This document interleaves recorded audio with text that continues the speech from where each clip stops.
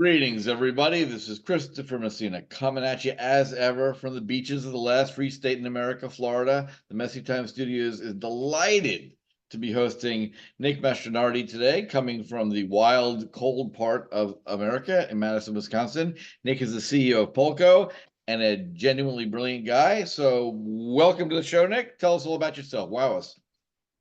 Yeah, pumped to be here. Good to see you again. A little bit about myself. I'm indeed in Madison, Wisconsin.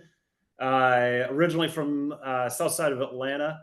Notre Dame, Air Force ROTC, 10 years active duty all around the place, all around the country. Part of that time was teaching at the Air Force Academy, picked up a PhD in economics, led some data science teams for Amazon, loved that, but heart was in the public sector and helping it perform better. So started Polco with an old friend who was also on faculty with me at the Air Force Academy. He had gone to Google. And we wanted to see if we could build a platform to help public sector better engage with its constituents. Crowdsource, call it collective intelligence, could drive some improvement. But also all the data from hearing from constituents and how they were doing and opportunities for improvement. If we could use data for some data-driven governance to improve the public sector, that would be a fantastic goal too. So fast forward to today, we are fortunate. Polco is about 50 people. We have 400 cities, counties across 48 states that we work with. We have 8 states themselves as customers and 8 different international organizations. So not to interrupt my listeners who try to play the home game, we had a president who thought we had 57 states. How many states do you think we have? Hopefully it's 50. I don't know. It could go up and down. I think it's 50. Okay. Yeah. So that is absolutely fantastic. In terms of, what do you mean, data-driven governance? Like practically, if I'm a new person browsing the web and I come across Polco, what pulls me in? Why do I care? What do you do? How do I get involved? Yeah, well, we hope if you're just a person browsing the web and you come across Polco, for a general American constituent citizen, we want you to say, oh, Polco is a place designed for me to learn about what's going on and provide informed input in a verified way that also protects my privacy. We want Polco to be a household brand for a safe place for quality civic participation. We want to reinvigorate civic agency for a general American there. So too often people have been complacent, apathetic. Maybe they don't want to go to council meeting for 3 hours on a Tuesday night. Polco is an easy place. Why ever not? Yeah, I mean, it's good drama. Yeah. Well, my contention is that having taken somewhat of a slight interest in our national affairs, that the entire political class depends upon 2 things to keep themselves in power and lining their own pockets. Making what they do both simultaneously insanely boring and wildly complicated, which is a really clever combination if you think about it. If you don't want anyone paying any attention to what you do, make it drier than old toast and make it insanely hard to understand. Would you say that's fair, and then you're helping to cut that Gordian knot for average citizens? Yeah, it is fair. I don't know if it's done intentionally or not, but I think that's 100% fair. Like maybe they just evolved into it. They stumbled upon this. First they tried, let's tell everyone everything we're doing in real clear language. And those people got really angry and threw them out. And the next raft of guys said, why don't we not tell them what they're doing? And then they got thrown out for that. And the next round came in and said, what if we just tell them a little bit, make it sound good, and then shut up? So maybe it was an evolution of messaging thing. Maybe it was. I wasn't there for it, but I do know now today, state and local spend just in the United States is about $3.4 trillion a year. It's about 19% of our economy. It's growing as a percentage of our economy. And, I think justifications we had used previously about why we should be apathetic or complacent no longer exist with the dawn of the internet revolution, the communication revolution. And even with the access to data tools, federal data sets that are all out there can be clean, compiled, which we have done to do this. But we have to ask ourselves, we can't just complain anymore. We have to pinch ourselves. We are America, right? We have to exercise our agency. And we like people that put forward solutions, say. That's right. And everyone, so when they come to the use, the multiple uses, I first came across Polco. I love the idea that, having, done a bunch of public-private partnership work, being involved locally and like school board, that kind of stuff. One of the biggest headaches is getting people to pay attention, have an opinion about something. And usually, the squeakiest wheel gets the grease, right? So the people who are like really focused on something and have nothing else to do, they will show up and dominate the conversation at a town council, even if literally 95% of the people in the town are Nixon's silent majority, who don't even know what's going on. Never mind that they're going to go advocate for it. So the tool I like the most, and correct me if I have it wrong, is that unlike SurveyMonkey, which if it sends out to the school population, would you like a dance held at the Marriott or in the school gym, whatever, right? You could, in theory, with SurveyMonkey, if you really care, send that out to thousands of your friends who have nothing to do with your school district, and they can answer it because there's no way of tying a vote to the right to vote. And one of the things I loved about an earlier iteration of Polka was that ability to qualify who is actually providing feedback, so the data is cleaner. If someone at the town council is presented with a set of data saying 84% of respondents in this district said X about this coming from Polco, they can actually know that those 84% of those people actually were in the district. Is that fair estimation of kind of the first product? Yeah, that's absolutely right. We now make it, there's circumstances under which you might want to hear from more than your direct constituents. For instance, like if you're asking about retail, and people from the neighboring town also come over to shop, you may seek their input. So we have the opportunity to do the general engagement. But yeah, I think our core differentiator at the beginning was the ability to do voter file verified constituent result breakdowns. And and those are results that you can ensure same people's not voting 10 times. It's not somebody from Estonia. Those are results that you can have more confidence in, which is maybe appropriate in some cases. Now, is there ever a thought that a possible service offering for Polka would actually be the voting mechanism for a given municipality? Could they say, we're going to, have run the vote through you guys, or is that a kind of a step 3 or 4 steps down the road? Yeah, we have focused more on making every day election day, so you can weigh in on all kinds of things that always occur, and there is an additional lift though to be for the actual election mechanism. There is some cool work going on through Tusk Philanthropies right now in order to enable verified digital voting, starting with like veteran or like service members who are elsewhere. And from everything that I've followed in their work, and it's good work, they're preparing for other platforms to be able to pick up the core technology that they deliver. So right now, while we do have voter file verification for all sorts of engagement, we are anxiously awaiting the maturation of the Tusk Philanthropies work. And then at some point, maybe hopefully someday Polco is a place that you can participate in your election. So since you're all about radically inclusive participation, I like the fact that every day is election day. That's good. If you haven't trademarked that, you should. What is the main thing? Who's using it the most? Like, who signs up for this? Municipality signs up and makes it available to people in their district, or how does it get implemented? Yeah, to date, disproportionately, it has been the data-driven local governments. So the first batch of early adopters were, think cities like Scottsdale, Arizona, Coral Gables, Florida was an early one. Actually, there's a lot of Florida beach communities who have been among the most data-driven. Palo Alto. State in America, we want to know what our government's doing. We don't listen to a word they say without testing it.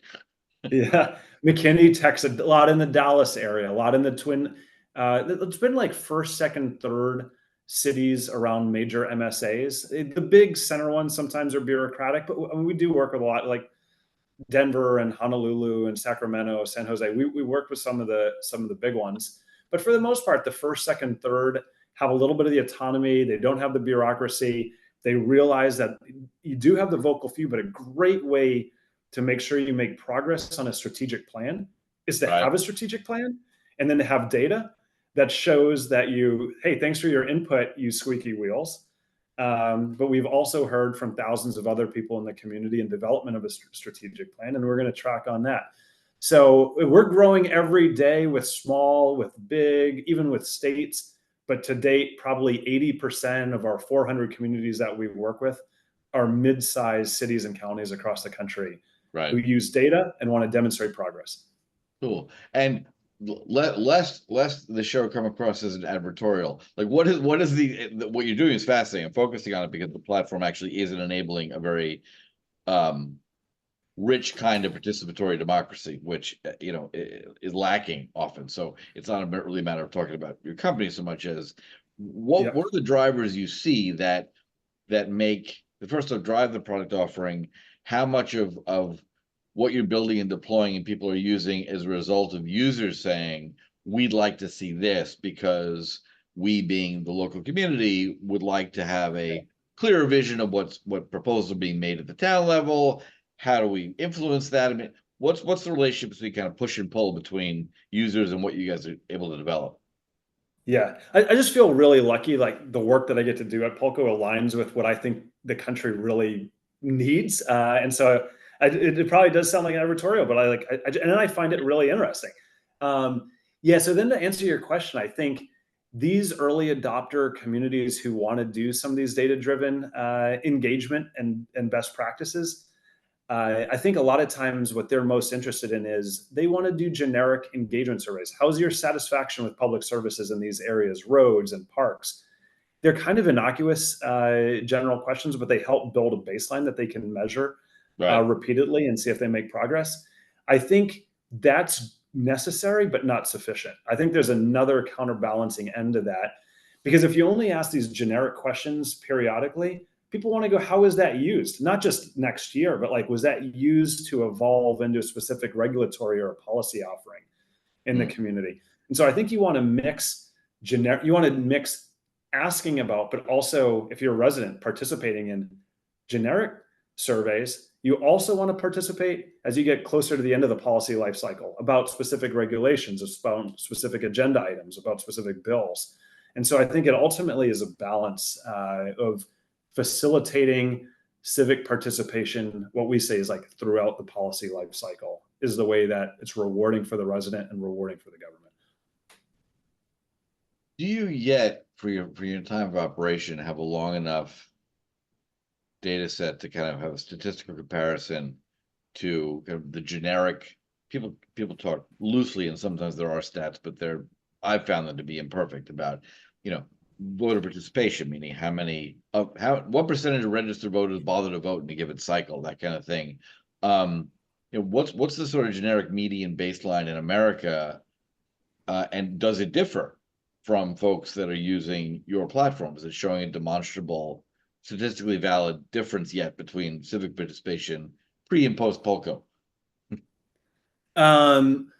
Yeah, I don't know if we've necessarily been incremental in inflecting like voter turnout, for instance.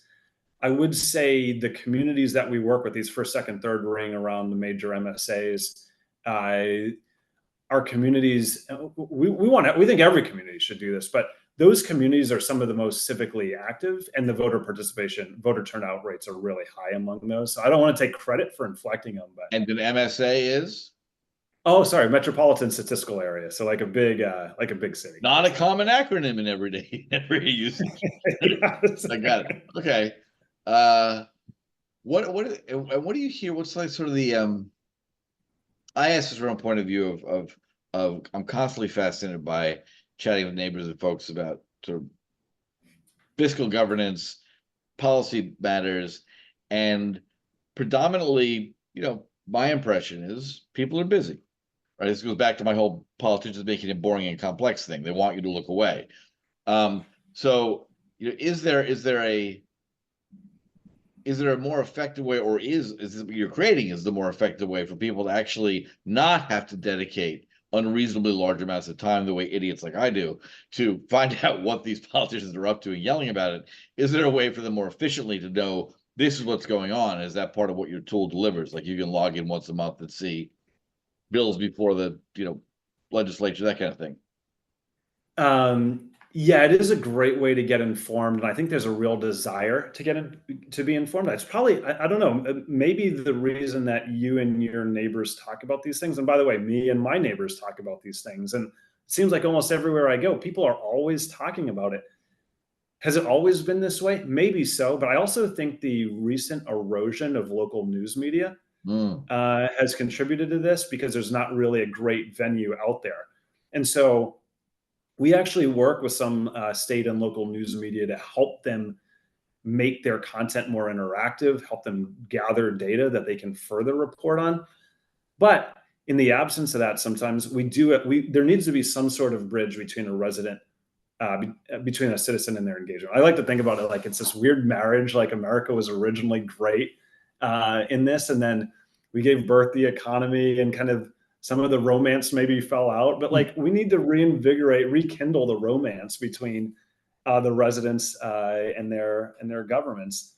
And I think that That's the news easily media. the best phrase in the history of the Messy Times podcast. We're on episode like 200, and you just suggested that people rekindle the romance between the citizenry and their government. Thank you, sir.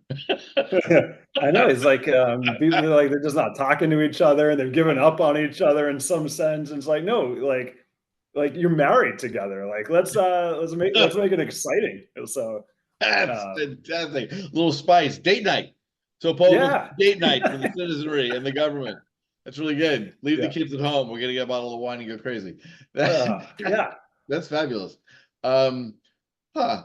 What is top? I've been asking the question like top of mind. What is it that are there common themes as to what people are kind of most focused on? Like if they first interact and find a tool where they can look under the covers and see what these idiots are up to. I mean, our politicians. See, the romance is gone. You already sense we're on the rock, Yeah. right? Is there Um, what's the first thing, if any, or is it just a big distribution of issues? oh my God, it is a big distribution. Everybody loves to engage on the dog parks these days. I mean, we're doing a lot of water rights issues out in the West. Local airport expansions always, Hot button. short-term rentals. I mean, you name it. There's like no Yeah. shortage. You know, it's crazy too. Is like, uh, or even like little intersections on parking on which side of the road. Like, these are things you don't realize.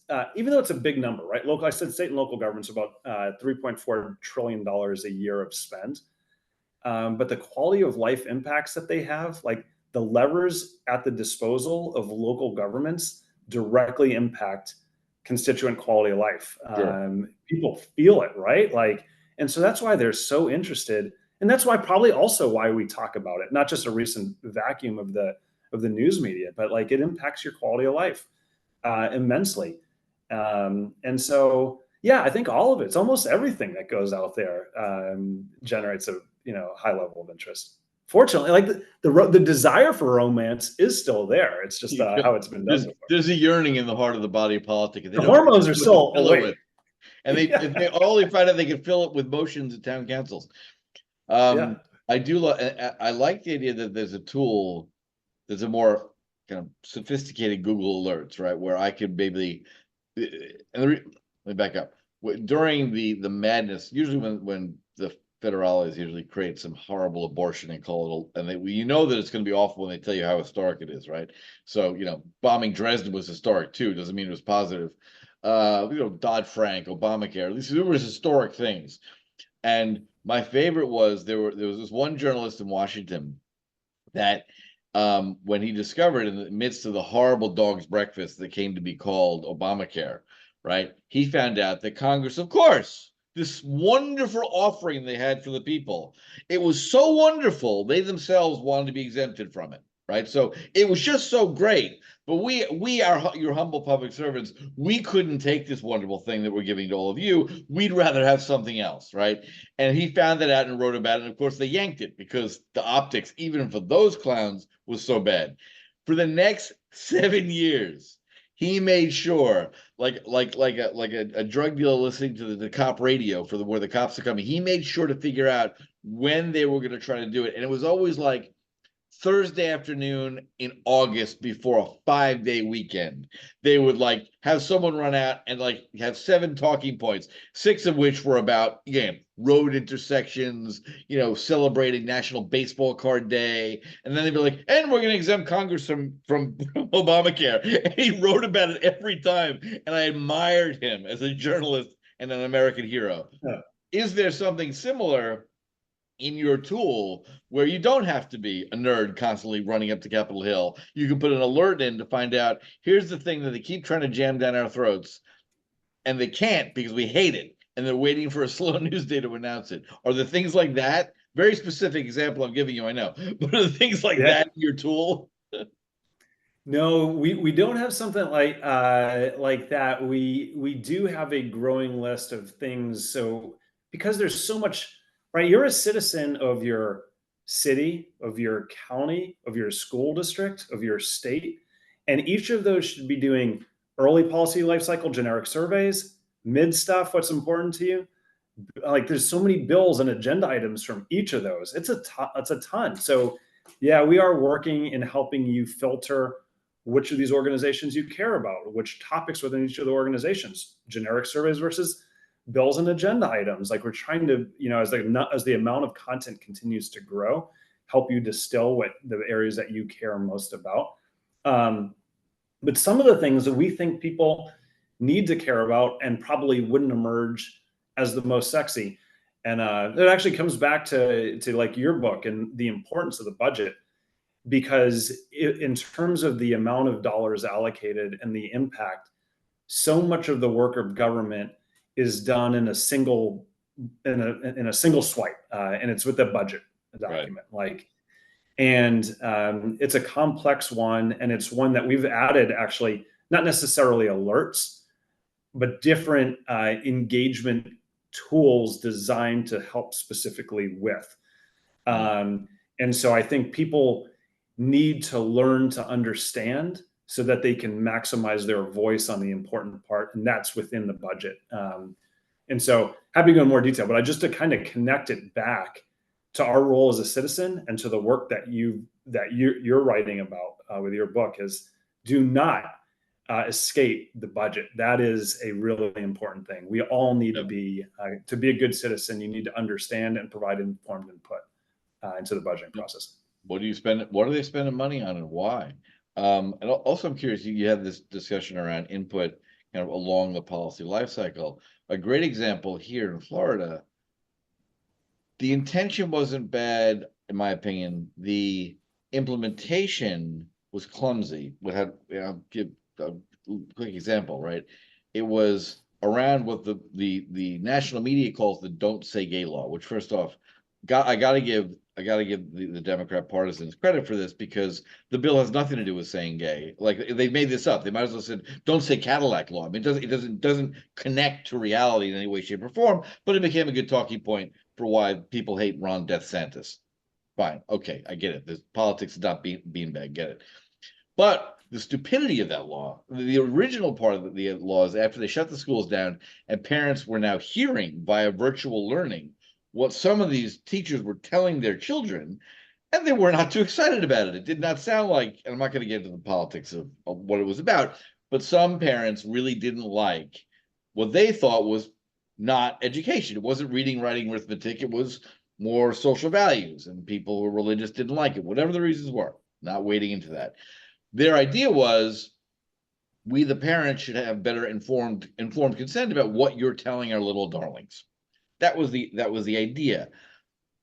It came out very poorly. I think people didn't pay attention, because what it had ended up meaning was things that teachers always did, like Spanish teachers, for example, in our schools. If the class was dragging and nothing was really moving, the teacher would like play some Spanish song and the kids would dance and sing, like a way to teach. That fairly boring activity, as well as every after school activity now in Florida, kids now need to get a specific permission slip signed to go hear the speaker who wants to talk about Air Force as a career or whatever.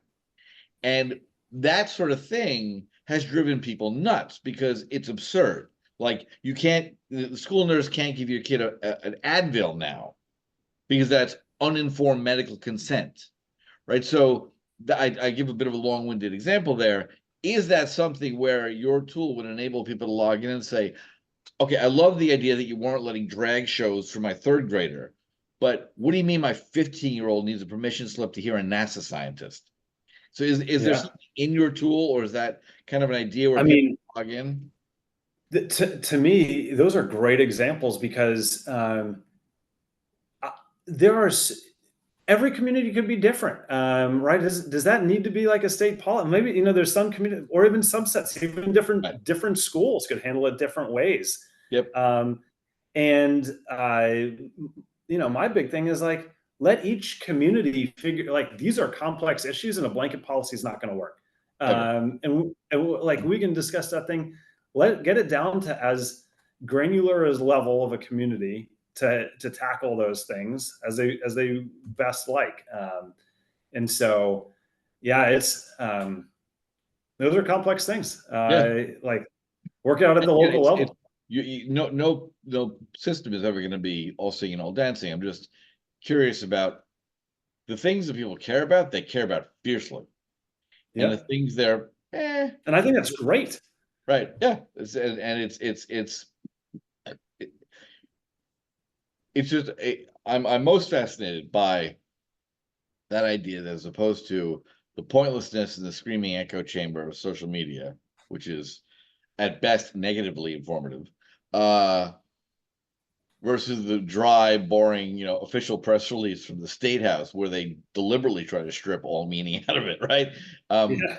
It's kind of that right mix. So to give people a sense of the scope, how many like voting municipalities are there?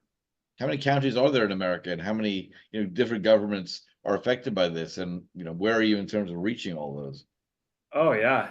There's about, I think, a little over 3,000 counties across the United States.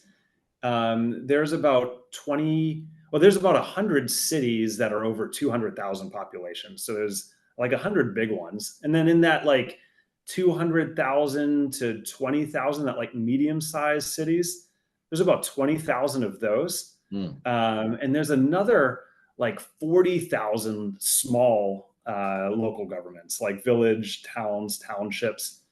And then this is where it gets crazy too, because a couple of states had limits on the amount of tax revenue per local government. So they just started building more local governments or breaking them out into different Ah, entities. So in like, I think Illinois has like 7,000, because like anyone Peacock will Park game any district. system, right? So Yeah. council's like, we could get 10 times the amount of money if we were 10 different cities. Yeah. Park district breakout, Yeah. library district, Guess health what? You live districts over breakout. there now. You live in a different town right next door to me. You get Yeah. a So Pennsylvania's got the same thing, but when it's all said and done, I think there's something like 90,000 local government entities just in the United States. Um, and like I said, we're at 400 now.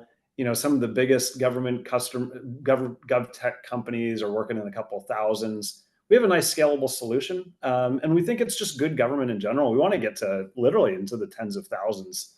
Um, so our goal as an organization is, yeah, let's get tens of thousands of local government entities listening to their people yep. in a place that was designed for it, that protects their privacy and everything. And then and also using data. And if we can do that to have 10 million Americans who are now like reawakened, reinvigorated civic agency and civic Back in love. participation, Second love. back in love. Back in love. Yeah. And here's I always like to, humans are storytelling creatures and not natively quantitative. And so data-driven policy, I get it. I love it. But here's how I would put it into a story. So during the crisis, right? It's kind of like the options market that no one knows who's naked until the tide goes out, right? So similarly, out in California, there was a great example of local civic abuse, right? It was, I think, Calabasas. I'm forgetting which town, but basically 10,000 people. It had changed over the years from a predominantly English-speaking bedroom community of maybe Sacramento or something, and had just become, through immigration, like 98% Spanish speaking and immigrant. That in and of itself is neither here nor there. But what happened when all the crisis happened, it turned out that the very few, very clever, very giving the Anglos a bad name residents had rigged the system so that it turned out there were like 20 white families left in town. Each of them had a position on the town council, and they were paying themselves like $300,000 a year each, right? So, and the immigrants, they weren't paying any attention, so they got away with this basically. And the Wow. reason I raise that is part of what data-driven governance means, that you as a citizen can log in and say, how much is the town chucklehead getting paid to sit on the Yeah. dais versus what's the benchmark? Is there a benchmark averaging Yeah. across towns our size in the country? Is that normal for him to get paid 300 grand, or should he be getting paid 15 grand? Yeah. So, is that what you mean by data-driven governance? Oh, absolutely. Yeah. I mean, for all the data nerds out there who might be watching or listening, is like one of the products that we build is effectively like a Bloomberg terminal for the public sector. So you can, across a ton of different dimensions, just see how your local governments stack up to other communities in your state, other communities across the country, or within your same population bands. Now, to your point, is in the budget. Budgets have historically been there's a lack of consistency, and they're really difficult to compare. Right. Thankful to AI, there's some recategorization going on that's helping us shed new light on those comparison metrics. But otherwise, yeah, that's exactly right. So we probably wouldn't have caught those guys paying themselves all that money. But other things are popping out. Like, we're seeing communities that are actually doing a tremendous job of growing resident satisfaction per dollar spent. That are per changes in their demographic that might have, like, those are heroes that might have been missed Right. otherwise. And there's other communities who, yeah, they're always at the top, but they're spending a ton of money, and like, we're celebrating some of the wrong people. And so it's fun to see the light that the data can shine, come out and identify those best stewards of the public dollars. That's huge.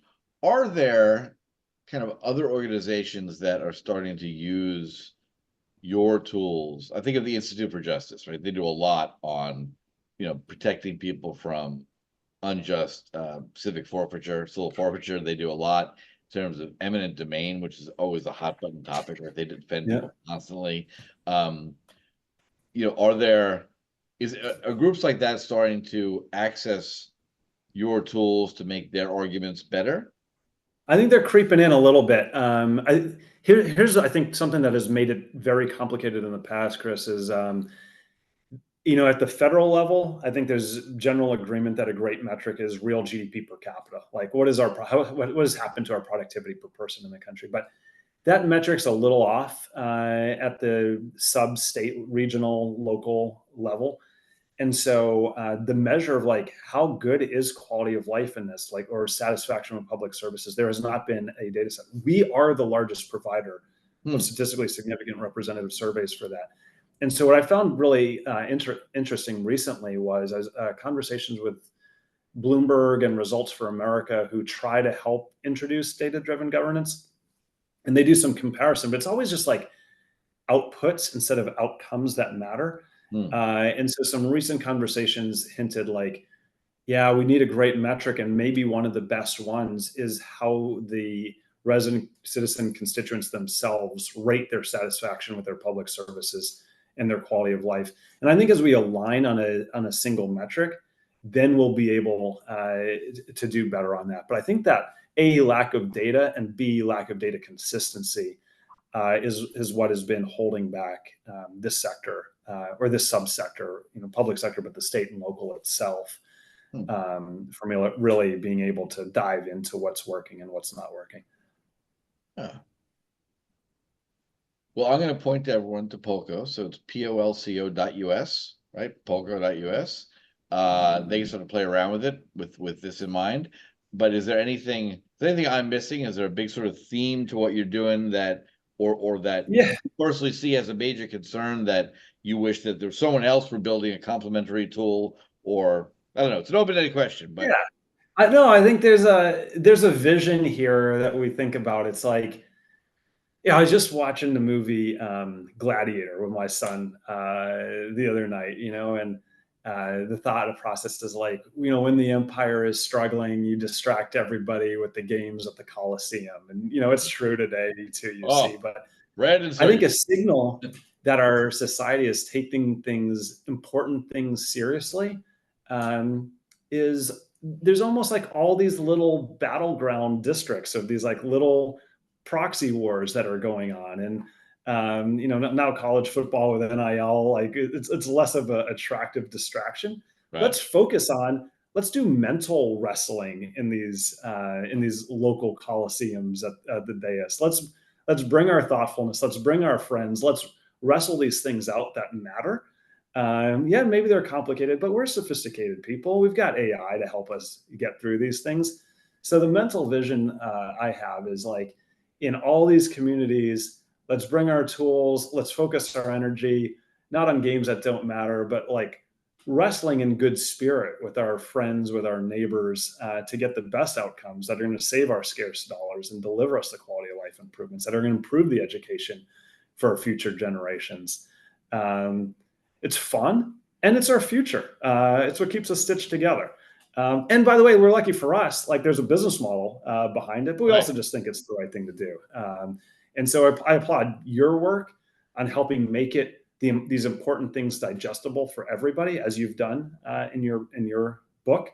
We're trying to do the same thing with the technological tools that have come out. Yeah, there's enough distractions. There's enough cat social media platforms. Let us be one that wrestles with the good stuff. Awesome. And the ongoing flourishing romance, the reinvigorated marriage between the people and the government. It's like a refreshed rose. So you pour that plant food into the vase, and the third day, if you bought the roses, they come back to life. Kind of like that. Yeah. I think that's a fitting place. So we should end the conversation before we have to change the rating and before the sun goes down. And Awesome. Well, Nick, thank you so much for the work you're doing. Thank you for taking the time to come on to my to my regular listeners, I would say, as I always do. Please turn off the mainstream media who are lying to you and tune into Messy Times. yeah, well, I appreciate it. It was a blast. Great to see you as always.